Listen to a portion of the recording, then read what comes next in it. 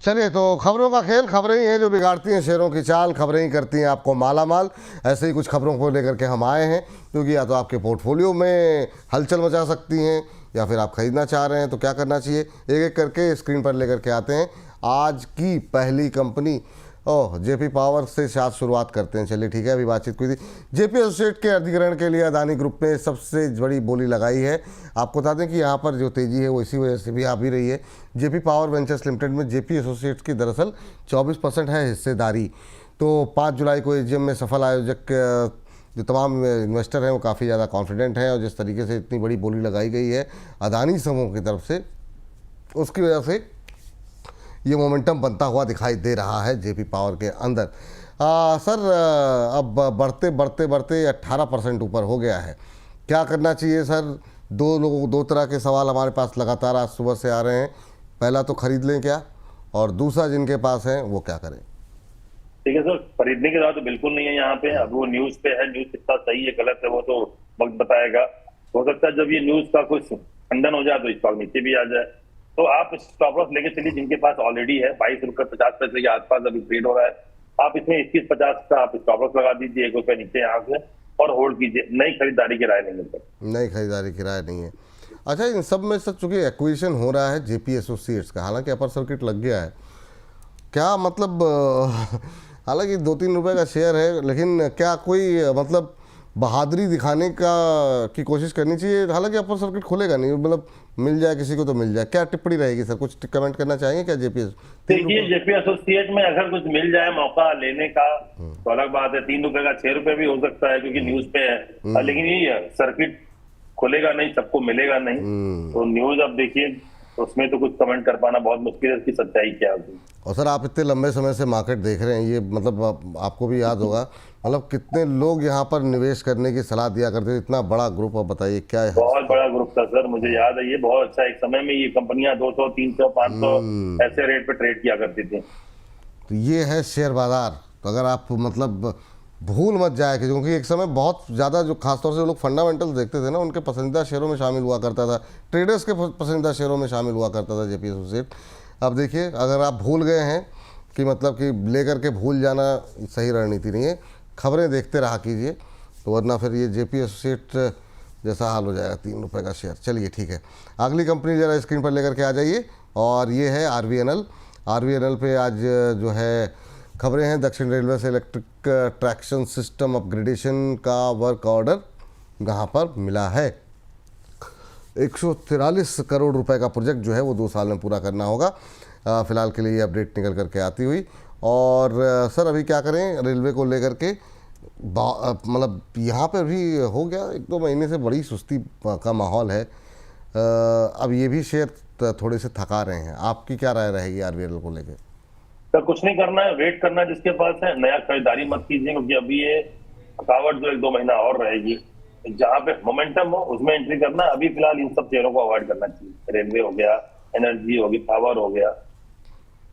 जी चलिए, तो आरवीएनएल को लेकर के राय निकल के आ रही है। अगली कंपनी जरा स्क्रीन पर लेकर के आते हैं, और अगली कंपनी पे है बीईएमएल। सर, डिफेंस को लेकर के यहाँ पर आपको बता दें कि $6.23 मिलियन के 2 एक्सपोर्ट ऑर्डर यहाँ पर इनको मिले हैं। Commonwealth of independent states CIS से हैवी ड्यूटी बुलडोजर सप्लाई का ऑर्डर है। सर, रेलवे हो, डिफेंस हो, इन सब के लिए जो है यहाँ पर इनको ऑर्डर मिलते रहते हैं। और आपकी टिप्पणी क्या रहेगी? आज डिफेंस में पिटाई है, फिर भी ये 1.25% ऊपर है। क्या करना चाहिए सर बीईएमएल को लेकर के?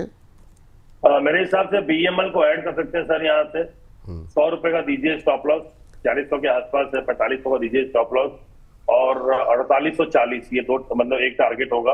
एक बार 4840 ब्रेक करेगा फिर देखते हैं। ठीक, ये बात यहाँ पर बीईएमएल को लेकर के आ रही है। और एक शेयर और जो आज के इस गिरते माहौल में मजबूती के साथ खड़ा है डिफेंस के अंदर, वो है शिपिंग कॉरपोरेशन ऑफ इंडिया। ऊपर से थोड़ा हल्का ज़रूर हुआ है इंट्राडे लेवल पे, लेकिन अभी भी जो है जो हम देख रहे हैं 2.25% की तेज़ी है। सर, आपकी टिप्पणी क्या रहेगी? शिपिंग कॉरपोरेशन ऑफ इंडिया आज जो है अच्छे मोमेंटम में, खबरें दर्शकों के लिए स्क्रीन पर हैं, और आपको बता दें कि यहाँ पर जो है सबकी क्षमता वगैरह आपकी स्क्रीन पर है। सर, क्या करें sir shipping corporation of India को लेकर के? अभी जिस तरीके से यहाँ पर भी लगातार ऑर्डर्स की खबरें जो है वो काफ़ी ज़्यादा आती हुई दिखाई दे रही हैं। नतीजे अच्छे रहे थे, 185 करोड़ का मुनाफा कंपनी ने लास्ट क्वार्टर में दर्ज किया था। देख सकते हैं यहाँ पे बाई करने की राय है 220 रुपए, बट थोड़ा सा मुझे ना अभी उतना ये कॉन्फिडेंस नहीं आ रहा है स्टॉक में, तो अभी फिलहाल मैं बिल्कुल मन से तो बाई करने की राय नहीं दूंगा। तो 220 का दीजिए स्टॉप लॉस, या अगर थोड़ा वेट कीजिए जब तक ये 240 का क्रॉस करे, मुझे कोई अपसाइड की रैली नहीं लग रही इसमें। 240 क्रॉस करने के बाद एक कॉन्फिडेंस आएगा बाई करने में, तब मजा आएगा सर। ठीक है सर। अच्छा, एक चीज़ बताइए सर जरा, मतलब डिफेंस पे तो हम लोगों ने काफ़ी बात की है और एक एक करके सब शेयर आ रहे हैं, ये रेलवे में क्या हुआ है? और रेलवे को लेकर बहुत क्वेरीज भी हैं, जैसे इरकॉन, हमारे एक दर्शक का सवाल आ गया, 250 पे लिए हुए हैं 200 शेयर। IRFC जो है 70 शेयर हैं 214 पे, एक साल का व्यू है। यहाँ पे रिकवरी के क्या चांसेस हैं, मतलब आएंगे नहीं आएंगे? और अभी इरकॉन IRFC पे जो PK सिंह जी का सवाल है, उस पर आप की क्या टिप्पणी रहेगी, क्योंकि विशेष रूप से राघवेंद्र सर से ही जानना चाहते हैं। अच्छा सिंह साहब, देखिए अगर आपको इन स्टॉक्स के बारे में जानना हो तो मुझे लगता है थोड़ा अभी ये फेज जो है इनके लिए अभी इंतजार करने वाला फेज है, पेशेंस रखना पड़ेगा। तेजी आएगी, ये नहीं कह रहा हूँ तेजी नहीं आएगी सर, और तेजी जब आएगी तो बहुत जबरदस्त आने वाली है। मतलब ये स्टॉक जैसे डिफेंस 50% भागे ऊपर, वैसे रेलवे भागेगा, पर थोड़ा सा पेशेंस, क्योंकि ऑलरेडी रैली सब पिछले साल हो चुका है। हर आदमी के जबान पे रेलवे स्टॉक, एनर्जी रेलवे यही चल रहा था पिछले साल। अब वो सबके पास है, सब उसमें ट्रैप हो चुके हैं, तो अब रैली मिलना मुश्किल है। तो अभी थोड़ा समय लगेगा, एक बार सबका पेशेंस निकल जाने दीजिए, स्टॉक निकल जाएगा। तो ये स्टॉक जिस दिन आपने पेशेंस छोड़ा उसी दिन ये स्टॉक भागने वाला है। तो पेशेंस को मत छोड़िएगा सर, रखे रहिए, सब भागेंगे स्टॉक, सब भागेंगे। ये एवरेज की सर अपडेट 250 का शेयर 200 पे आ गया, इसलिए परेशान थे। IRFC भी 214 पे लिया, नीचे आ गया है, तो क्या मतलब कोई लेवल है या फिर क्या? नहीं सर, उसको देखिए, लेवल मत देखिए आप। ये सब स्टॉक अब आपके लेवल से 20% 50% नीचे हैं, तो वो तो मैं लेवल की बात करूंगा नहीं यहाँ पे, क्योंकि यहाँ पे मतलब बात करना बेईमानी हो जाएगा। तो मेरे हिसाब से अभी होल्ड कीजिए सर, एवरेज मत करिए, क्योंकि अभी 1-2 महीना और इसी रेंज में रहेंगे, तो आप और पैसा डालेंगे इसमें, एवरेज करेंगे इन्हीं सब में, बेटर है किसी और में जाएंगे फिर और देखेंगे। ठीक, ये राय आपके लिए है PK सिंह जी। चलिए जरा अगली कंपनी जरा स्क्रीन पर लेके आ जाइए, वहाँ पर देखते हैं क्या कुछ गतिविधियाँ, क्या कुछ खबरें बड़ी निकल करके आ रही हैं, तो यहाँ पर स्क्रीन पर दिखा दीजिए। डिफेंस शेयरों में जो गिरावट देखने को मिल रही है, ये सर निफ्टी डिफेंस इंडेक्स 1% तक टूट गया है। प्रॉफिट बुकिंग के चलते हम देख रहे हैं डिफेंस शेयरों में जो है बड़ा दबाव देखने को मिल रहा है। GRSC 2.5% नीचे है, बाकी शेयरों में भी गिरावट देखने को मिल रही है। इंटरडे में पारस डिफेंस जो है वो 8% तक टूटता दिखाई दिया। कोचिन शिपयार्ड भी नीचे है, 0.25% के आसपास की गिरावट यहाँ पर देखने को मिल रही है। BEL GRSC में 2% से ज़्यादा की गिरावट है। तो ये सारे शेयरों में गिरावट देखने को मिल रही है। सर एक तो 2 सवाल हैं, क्योंकि अभी क्या हाल है, HL जो है तब भी हरे निशान पर है 5000 के आसपास। एक तो ये कि सर अभी क्या करना चाहिए डिफेंस में, वेट ही करना चाहिए क्या, पहला सवाल। दूसरा, बहुत लोग जो खरीदना चाह रहे हैं उनको अभी कितने लंबे समय तक वेट करना चाहिए, क्या स्ट्रेटजी होनी चाहिए अभी डिफेंस पे, और आपके कोई पसंदीदा शेयर हैं डिफेंस के अंदर? देखिए सर, अभी यहाँ पे इमीडिएट एग्जिट करने की जरूरत बिल्कुल नहीं है किसी भी स्टॉक में। डिफेंस के स्टॉक में प्रॉफिट बुकिंग आया है, क्योंकि स्टॉक बहुत चले हैं। 1200 रुपए वाला स्टॉक से 2500 रुपया हो गया, तो थोड़ा तो प्रॉफिट बुकिंग आएगा, घबराने वाली बात नहीं है। BEL देखिए 225 325 रुपए से 420 आ गया है, तो अभी 420 भी एक अच्छा लेवल है, यहाँ भी ले सकते हैं, ऐसा नहीं है। HAL 5000 के आसपास है, कोई मुश्किल नहीं है। भारत BDL देख लीजिए, भारत डिफेंस नीचे आ गया। तो मुझे अभी यहाँ बेचने की तो राय नहीं है, नई खरीदारी करनी है उसके लिए 2 स्टॉक बहुत बढ़िया। एक तो आपका BEL, दूसरा मझगांव डॉक, ये दोनों मेरे पसंदीदा काउंटर है। भारत फौज भी ले सकते हैं, लेकिन मुझे लगता है अभी उसमें उतना दम नहीं है जितना कि आप BEL और मझगांव डॉक, ये 2 स्टॉक में है, तो ये 2 स्टॉक ले सकते हैं। बाकी स्टॉक में भी थोड़ा अवॉइड करिए, बाकी स्टॉक थोड़ा अभी अवॉइड करें, वो सलाह निकल करके आती हुई।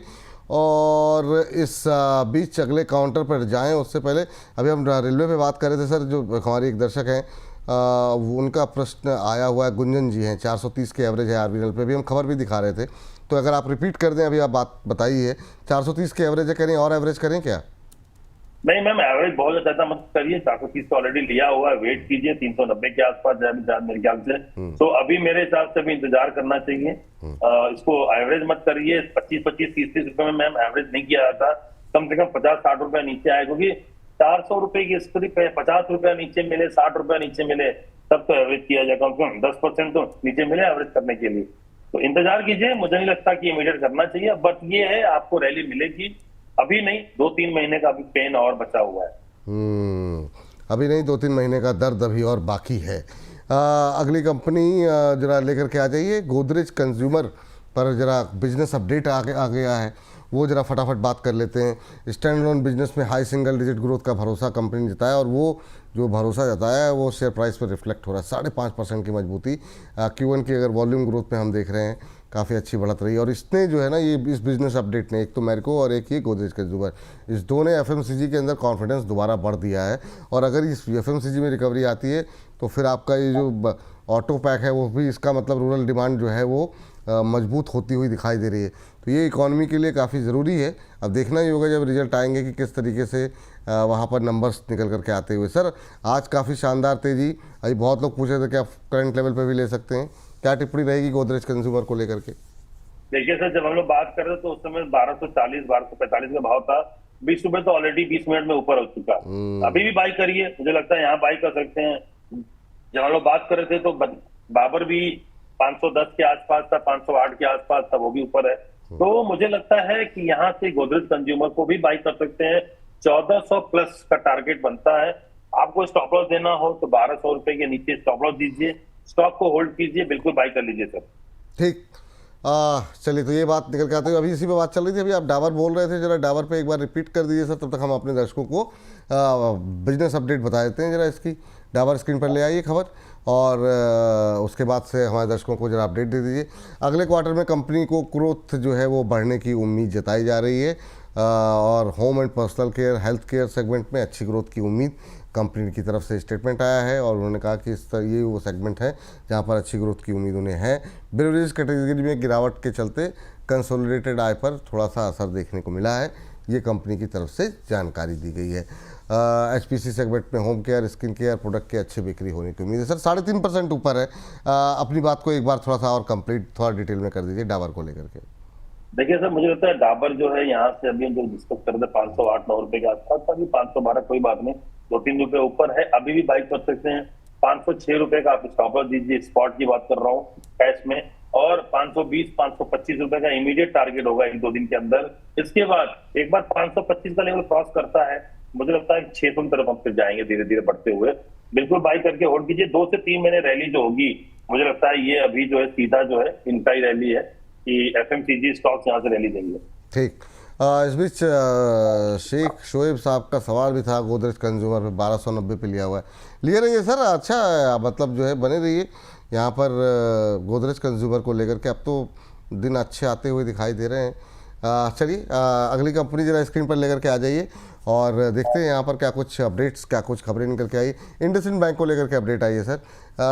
यहाँ पर सर काफ़ी सारी खबरें रही हैं, बहुत सारी खबरें। अब तो ये बिजनेस अपडेट है, यहाँ पर निश्चित रूप से वो बहुत अच्छी तो नहीं रहेगी। एडवांसेस घटे हैं, ग्राहक घटे हैं, जो बीता समय रहा है, अभी क्या करना चाहिए सर इंडसइंड बैंक को लेकर के?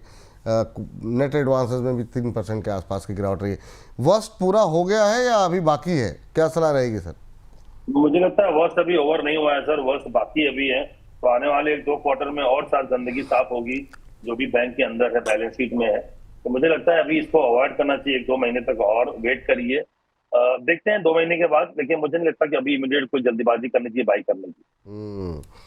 तो ये बैंकों को लेकर के बात निकल करके आ रही है। बैंक ऑफ इंडिया भी ले आई है, जब इस पर बातचीत हुई है तो बैंक ऑफ इंडिया के अंदर खबर ये है कि ग्लोबल बिजनेस में पिछले साल के मुकाबले 10% के आसपास की ग्रोथ देखने को मिली है।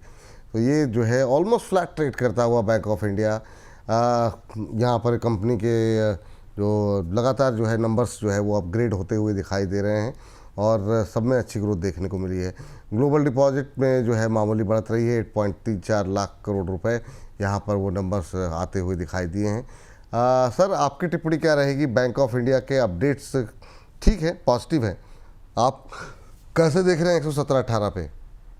मुझे लगता है स्टॉक यहाँ से बाई कर सकते हैं। 114 रुपए का स्टॉप लॉस दीजिए, 125 रुपए का होगा टारगेट जी।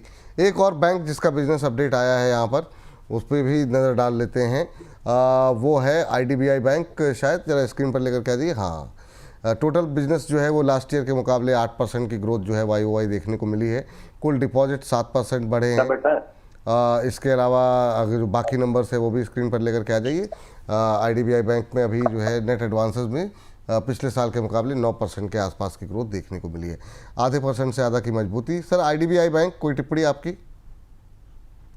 आईडीबीआई बैंक मुझे लगता है विपुल जी अभी ये भी एक जो सीमित दायरे में है, 101 रुपए के आसपास है, 105 रुपए का रेजिस्टेंस है, वहां पर जा सकता है। 105 रुपए के बाद देखेंगे सर, बट अभी फिलहाल ये भी नो ट्रेड जोन में है।